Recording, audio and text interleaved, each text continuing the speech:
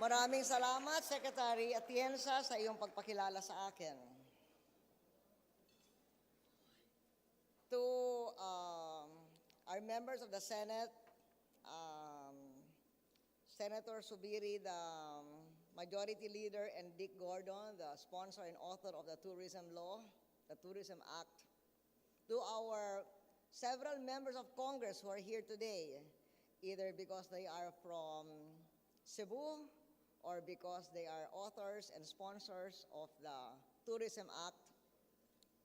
But of course, all the congressmen of Cebu are authors of the Tourism Act. Members of the Cabinet, chairpersons of the Regional Development Councils and the other members of the councils, the governors, city mayors, municipal mayors, other officials of the whole Visayas who are here today, to all of you, this is a wonderful day. First, to the authors, sponsors, and co-authors of the tourism law, and the members of the tourism industry who are here today with us, congratulations. To the local government officials in Region 6, 7, and 8 for putting up this One Visayas initiative, and to our NGO leaders, Bebet, Tony, and Father Jet, and the other leaders who are here today, congratulations for getting this very important summit together to act on an issue that threatens the well-being of our nation and our people, and an issue that, if we address it properly, will enhance the attractiveness of Central Philippines as a tourism destination. Congratulations also to you. That's why I thought of putting the two events together, because they are so closely linked to each other. And it's timely to have this event today, not only because the tourism industry has been waiting for this law for so many years now, but also because climate change is here. Human activity has caused it. Fossil fuels, land use, solid waste. Although we can tell ourselves and be proud that with our total gas emissions constituting less than 1% of the total emissions from the whole world, the Philippines is not a climate maker, but we are a climate taker. Even if we say we contribute less than 1% to climate change, yet we suffer as much, or maybe even more, than climate makers, because we are an archipelago. If climate change were to reach its tipping point, Florida may lose some coastline, but we may lose entire islands. Weather patterns are changing. You in the Visayas only know too well how super typhoons like Frank killed hundreds of our countrymen and wrought damage worth hundreds of millions of pesos on public and private property. Because of climate change and the many things that happen that are not as predictable as they used to be, planning and implementation will be increasingly difficult.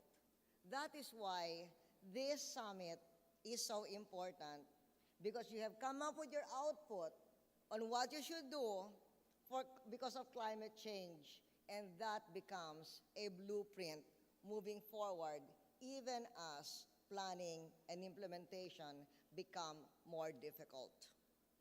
I think we needed overstress. Must have been said yesterday over and over again that climate change is bad for the Philippine economy.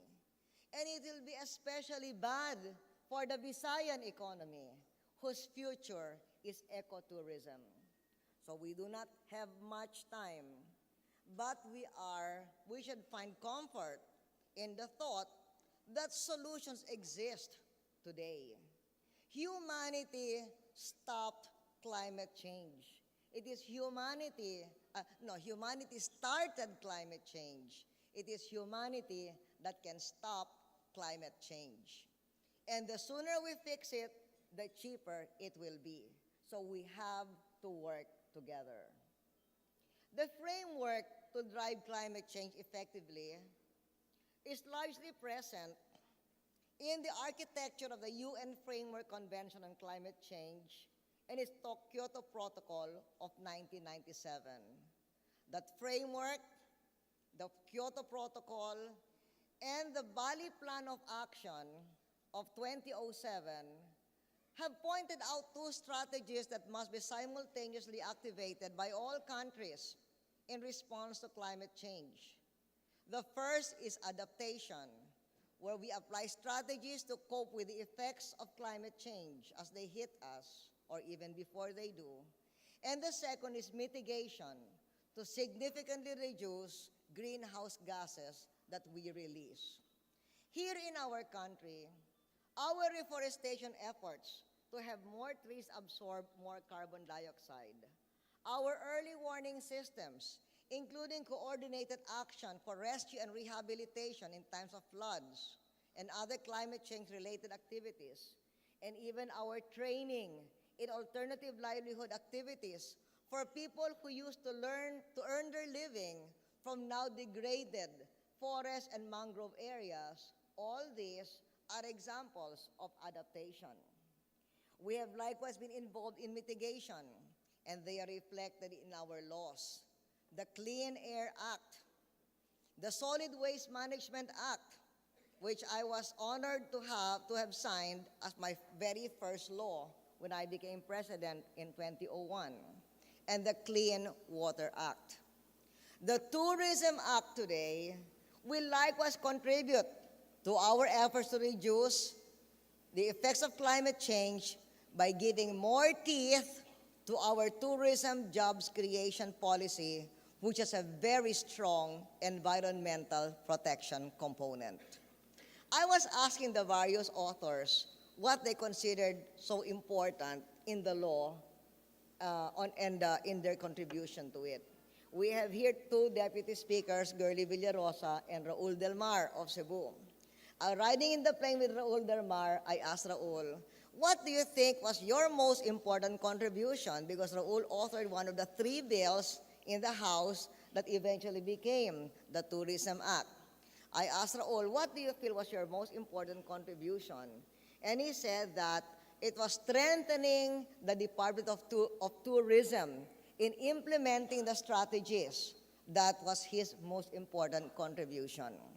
And then I asked Dick Gordon, who was my Secretary of Tourism, and therefore, I remember when I told him why I wanted him to be Secretary of Tourism, I told him I want you to make a Subic out of the whole country. So he continued with that work. I asked him now as we were signing, so Dick, what is the most important part of the law as far as you are concerned?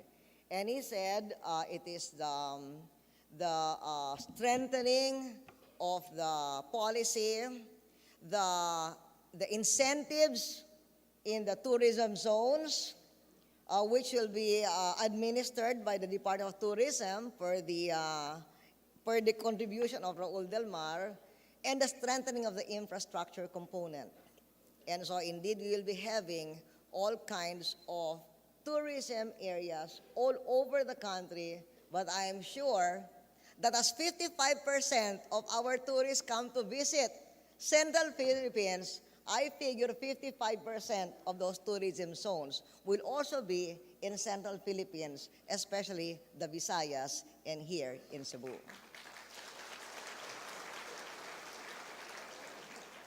As mentioned by Mel Sarmiento, who welcomed us, and who was the one who called me to come and attend this conference, in late December last year, I reorganized the Presidential Task Force on Climate Change with the use of a draft submitted to me by Tony Oposa. In that draft, as per his recommendation, in that executive order, I made myself the chairperson. But the task force has 14 task groups for various concerns.